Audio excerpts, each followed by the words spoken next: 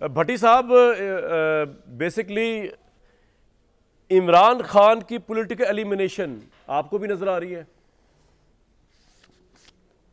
जी, इस इलेक्शन में सही कह रहे हैं नियाज़ी साहब। इस इलेक्शन में तहरीक इंसाफ, बहुत पहली दफ़ा भी बात कर चुका हूँ काफ़ी दफ़ा, कि इस इलेक्शन में तहरीक इंसाफ और इमरान खान कोई काबिल ज़िक्र पोजीशन में नज़र नहीं आ रहे।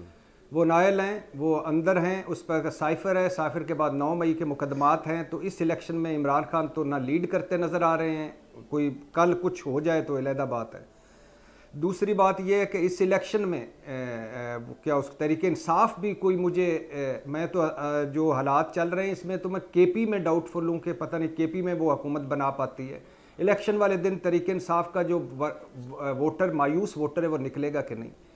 तीसरी बात जो न्यायी साहब ने कही बिल्कुल ठीक है कि पहला, मैं अभी बाहर था मुल्क से, कहीं भी जाएं पहला सवाल ये होता है कि क्या बनेगा इमरान खान का, क्या बनेगा तहरीक इंसाफ का, और दूसरा सवाल होता है जो दुखी दिल के साथ होता है कि कहाँ पहुँच गए हम, आगे क्या बनेगा। ये सबसे इम्पॉर्टेंट है। और इसके लिए कोई जो भी करना चाहिए, यानी ये कोई जितने इकदाम भी किए हैं, जैसे अभी आज के एपेक्स वाला कमाल के इकदाम हैं कि गैर कानूनी जो मैं आपको एक शेर सुना दूं, उनको निकाला जाए। एक भट्टी साहब रुक जाए, एक शेर सुना दूं। अभी जो गुफ्तगू हो रही है, आर्मी चीफ ने इलामा इकबाल का शेर पढ़ा है कौमी एपिक्स कमेटी के इजलास में, ना समझोगे तो मिट जाओगे ए हिंदुस्तान वालों। अब हिंदुस्तान साथ लगा के तो उन्होंने खैर स्पेसिफिक कर दिया, लेकिन वैसे स्पिरिट बड़ी गजब की है शेर की। ना समझोगे तो मिट जाओगे हिंदुस्तान वालों, जो साथ लगा के, तुम्हारी दास्तान तक भी ना होगी दास्तानों में। अब बताइए क्या बात हो रही थी, भूल गया था मैं बीच में क्या बात चल रही थी, फरमाइए भट्टी साहब।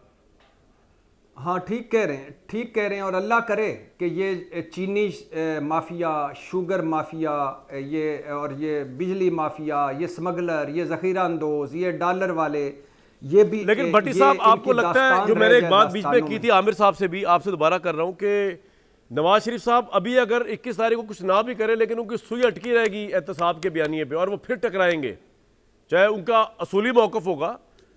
ये चांसेस कितने वैलिड लग रहे हैं आपको? नवाज शरीफ साहब की तारीख देखते हुए कि जो जेल में उनके आ जाए वो करके दम लेते हैं, फिर नुकसान की परवाह किए बगैर। आप ठीक कह रहे हैं, अल्लाह के फजलो करम से वहीं से शुरू करेंगे जहां खत्म किया था, और वहीं से दोबारा शुरू होगा जहां खत्म हुआ था। राइट। भट्टी साहब, न्यायी साहब जैसा फरमा रहे हैं, और मैं भी शायद उनसे एग्री करूं न्यायी साहब से, कि अगर इमरान खान साहब जेल के अंदर होते हैं या कन्विक्ट होते हैं, जेल में हिस्सा नहीं लेते और तहरीक इंसाफ की यही पोजीशन होती है, तो next prime minister Nawaz Sharif हो सकते हैं, बड़े फेयर चांसेस हैं। आप इसे एग्री नहीं करेंगे? और दूसरा साथ ये भी बता दें मुझे कि ये मीनार पाकिस्तान में 21 तारीख को जो वेलकम है, ये कितना बड़ा इम्तिहान होगा नवाज शरीफ साहब की पॉपुलैरिटी या आइंदा उनके प्राइम मिनिस्टर बनने के चांसेस का एनालिसिस करने के लिए? भट्टी साहब, पहली बात यह कामरान भाई कि मैं भी एग्री कर जाता हूँ कि वही चौथी मरतबा बने, बल्कि थोड़ा सा आप लोगों से आगे निकल जाता हूँ कि 5वीं मरतबा भी अल्लाह उन्हें बनाए। फिर क्या करेंगे आप?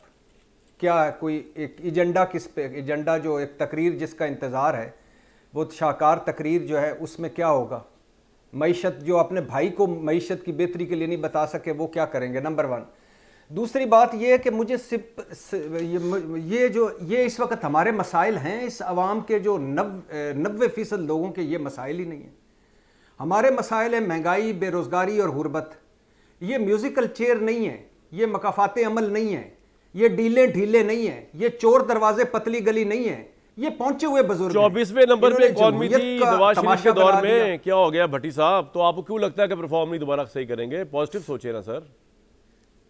मैं कह रहा हूं कि इससे और क्या अच्छी बात है कि एक मरतबा फिर हम जाएं, कर्ज उतारो और मुल्क समारोह में, एक मरतबा फिर हम एशियन टाइगर बने, एक मरतबा फिर हम सस्ती रोटी पीली टैक्सी में जाएं, एक मरतबा फिर हम लैपटॉप वसूल करवाएं, एक मरतबा फिर बिरयानी की प्लेट में आएँ, एक मरतबा फिर हम आगे बढ़ के आए। कोई हर्ज नहीं, मुझे तो कोई हर्ज नहीं, मैं तो अपनी राय दे रहा हूं, मैं कोई उन पे एतराज़ थोड़ी कर रहा हूं, मेरी क्या हैसियत है एतराज़ करने वाली। लेकिन मैं कह रहा हूं कि ये इस मुल्क के मसाइल नहीं है।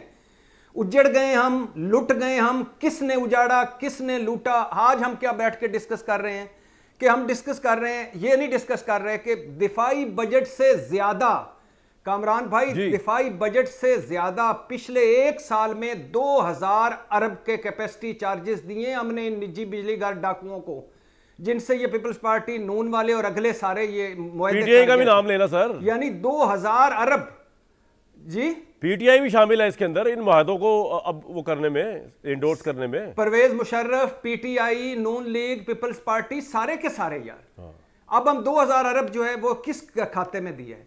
तेल हम सस्ता देंगे उनको, सब्सिडी पे देंगे, डॉलरों में देंगे, बंद होगा तो पैसे देंगे। नहीं तो भट्टी साहब मुझे एक बात बताएं, भट्टी साहब ने एक बात बताएं, भट्टी साहब घर में कभी इन्होंने मुआहदे किए इस तरह के? भट्टी साहब, और दूसरी एक जुमला भाईजान, सिर्फ एक जुमला, आपसे बात कर रहा था मैं। अच्छा, कभी ये इन्होंने अपनी किसी फैक्ट्री, किसी मिल, किसी कारोबार में ऐसे शर्मनाक और मज़का दफा करें जी के कारोबार को, मेरी बात सुने आप, मुझे एक बात समझाएं, अब क्या किया जाए? तीसरी ऑप्शन दी थी इमरान खान को, फौज भी हमलावर हो गए भाई साहब। पहले फौज के खिलाफ ज़हनसाजी की, लोगों से हलफ लिए, उसके बाद उन्होंने जो है वो हमला कर दिया। अब अपने पाँव पे कुल्हाड़ा तो मारा, जिन लोगों की होप थी उनके पाँव पे कुल्हाड़ा मार दिया।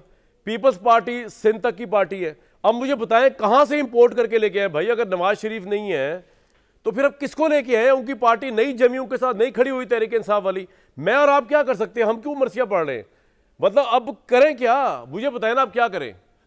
आप मुझे बताएं क्या हाल है इसका। सर मैं बिल्कुल भी अपनी इस जिंदगी में मियां मोहम्मद नवाज शरीफ या शहबाज शरीफ या इमरान खान एंड फैमिली, बुजदार, पाकपतन वाले, ये सारे, या जरदारी एंड कंपनी का ना मरसिया पढ़ना चाहता हूँ, ना मैं उनका कसीदा खान हूँ, ना मैंने उनके साथ दुनिया फिरी है, ना मैंने उनके रोटियां खाई हैं, ना मैं उनका हेलीकॉप्टर वाला ग्रुप में हूँ, ना मुझे कोई गर्ज है। मुझे गर्ज ये है, मेरा मुल्क कर्जों में डूबा हुआ है, तबाही फिरी पड़ी है। और ये जब भी आते हैं डील फरमा के निकल गए, जब भी आते, जब खड़े होने का वक्त आया, जब डील कर गए। पहली मरतबा खड़े होने का वक्त है, मैं डिक्टेशन नहीं लूंगा, अवामी पजीराई मुली वहीद काकड़ साहब आए, घर चले गए। फिर उसके बाद मार्शल लॉ लगा, घर जद्दा चले मेरे गए। भाई ये तो फिर उसके है बाद ना, फर्द जुर्म आयद की, थोड़ा सा प्रेशर नहीं, उधर यार वैसे भट्टी साहब, लंदन चले भट्टी गए। साहब एक बात, फिर वो खुद वही बता रही है, भट्टी मुस्लिम लीग वाले बता रहे हैं कि गारंटी मिल चुकी है, रिस्क जीरो हो चुका है। मैं अब क्या कहूं? भट्टी साहब, ये साबिक army chief general retired Kanwar Bajwa साहब के हवाले से एक इंटरव्यू रिपोर्ट हुआ है मुबैना तौर पे, जिसमें ये कहा गया है कि बाजवा साहब ये फरमा रहे हैं कि अगर मुस्लिम लीग नून एंटी स्टैब्लिशमेंट बयानिया बनाती है तो ये एक बार फिर नवाज शरीफ की बहुत बड़ी गलती होगी। नवाज शरीफ ने जनरल रिटायर्ड परवेज मुशर्रफ के खिलाफ आर्टिकल 6 का मुकदमा चलाकर भी गलती की, इसका खुबाजा नवाज शरीफ को भुगतना पड़ा। और उन्होंने ये भी कहा कि अगर नवाज शरीफ फ़ौज के खिलाफ बयानियाँ बनाएंगे तो फिर मौजूदा army chief general Asim Munir पर फ़ौज के अंदर दबाव बढ़ेगा। नवाज शरीफ एंटी स्टैब्लिशमेंट बयान लेकर चलेंगे तो फ़ौज के अंदर नवाज शरीफ की हमायत करने वाले चंद अफराद भी नवाज शरीफ के खिलाफ हो जाएंगे, जबकि इमरान खान के हामियों की जानिब से जनरल आसिम मुनीर पर दबाव बढ़ेगा कि वो नवाज शरीफ और मुस्लिम लीग की हमायत से पीछे हट जाएँ। जनरल रिटायर्ड कंवर बाजवा ने यह भी कहा कि अगर मुझ पर तनकीद की जाएगी तो उसका दबाव मौजूदा आर्मी चीफ पर आएगा। फ़ौज कभी ऐसा बयान कबूल नहीं करेगी और नवाज शरीफ को फ़ौज की शदीद मुखालफत का सामना करना पड़ेगा, जबकि फ़ौज को अपनी पॉलिसी भी तब्दील करनी पड़ेगी। तो सर, आपके ख्याल में ये मैसेज नवाज शरीफ साहब तक शहबाज शरीफ साहब ने जिस किसी ने भी पहुँचा दिया, तो इसलिए अब एक डील के तहत आ रहे हैं, बयानियाँ चेंज करके आ रहे हैं, या आपको लगता है कि नहीं, वो नवाज शरीफ ही नहीं जो अपनी बात से पीछे हट जाए, वो वही करेंगे जो उन्होंने करना है? भट्टी साहब नहीं, पहली बात तो ये है कि ये अभी जो इंटरव्यू के, जिसके मुबैना इंटरव्यू के आपने वो दिखाए कि ये हैं वो जो सारा वो मतन वगैरह है, जो गुफ्तगू है, इसमें 90% ठीक है। ये अलहदा बात है कि अभी तक कोई कंफर्म नहीं हुआ कि ये उन्होंने कहा है या नहीं कहा, लेकिन ऐसे ही मुबैना ही कह रहे हैं हम, ठीक है, नंबर 1, ठीक, तरदीद भी नहीं अभी तक आई, तो नंबर 1 ऐसे ही होगा, ठीक। नंबर 2, जहाँ तक है कि नवाज शरीफ साहब, या तो नवाज शरीफ साहब के बारे में तो मुझे कुछ कहने की ज़रूरत ही नहीं है। वो 2019 में ख्वाजा आसिफ कह रहे हमसे रब्ता हो गया था कि पंजाब पहले ले लें, मरकज़ बाद में ले लें, हमने कहा नहीं, दोनों लेंगे।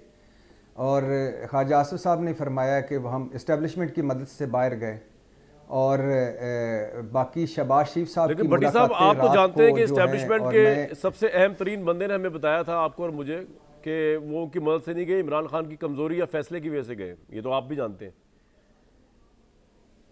सर। मैं अब वो भी है और ये ख्वाजा साहब का भी है, और अब जितने शवाहिद आ रहे हैं जो मुस्लिम लीगी खुद भी कहते हैं, अब वो मान रहे हैं कि हाँ ये इनकी मदद से गए थे। दूसरी बात यह है कि ये करें और क्या, आप क्या समझते हैं? क्या मियां मोहम्मद नवाज शरीफ साहब इनकलाबी हो गए हैं? क्या मियाँ मोहम्मद नवाज शरीफ साहब कोई बागी हो गए हैं, कोई फितरत बदल गई है, आदत बदल गई है, शख्सियत बदल गई है? या इमरान खान साहब को अगर डील ऑफर हुई तो क्या वो नहीं डील करेंगे? क्या समझते हैं कि बेनज़ीर भुट्टो ने सारी उम्र किस तरह की सियासत की, आसिफ अली जरदारी साहब ने किस तरह की सियासत की, या ये सारे जो शहबाज शरीफ साहब क्यों गए लंदन? ये सारी चीजें। लेकिन भट्टी साहब, नवाज शरीफ साहब अगर डील के तहत आएंगे तो उनको कोई पजीराई मिलेगी? देखिए, एक अच्छी बात है कि वो जाली और झूठे और मन घड़त किस्म के वो जो था ना, वो जो बयानियां बनाने की कोशिश की, उससे वो पीछे हटे हैं। अच्छी बात है, पाकिस्तान बदल गया है, हमारे हालात बदले हुए हैं, महंगाई, बेरोज़गारी, गुर्बत है, अच्छी बात है, वो महंगाई पे आए हैं। लेकिन अब वो क्या, उन्होंने महंगाई का वो कुलिया जो वो खुद आएंगे और खुशहाली आ जाएगी, वो अपने भाई को नहीं बताया होगा या इसहाक डार साहब को नहीं बताया होगा, चलो देख लेते हैं। लेकिन तीसरी बात यह है कि पजीराई तब होती है कि जब सारे फरीक हों। वो हम फिर उस पर चले जाएंगे कि 2018 में जो कुछ हुआ उसी का मकाफात अमल है, 2028 में एक और मकाफात अमल होगा।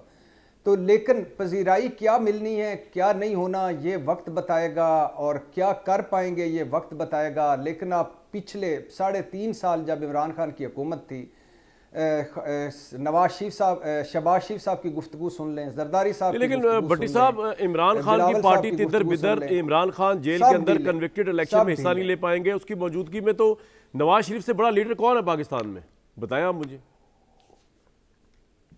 नहीं सर, लीडर तो माजरत चाहता हूँ मैं, लीडर तो एक कैद आज़म थे, बाकी ये सारे अच्छे और बुरे सियासतदान हैं, और ये आपका नुक्ता नज़र और एहतराम है। लेकिन कोई शक नहीं, जब इमरान खान जेल में होगा, नायल होगा, उस पार्टी 9 मई के बोझ तले होगी, तितर बितर हो चुकी होगी, तो जब विनिंग कैंडिडेट या मुकाबला करने वाला कैंडिडेट नहीं होगा, तो फिर वो जाहिर है वही गलियां हो जाए, सुंजियां में मिर्जा यार फिरे।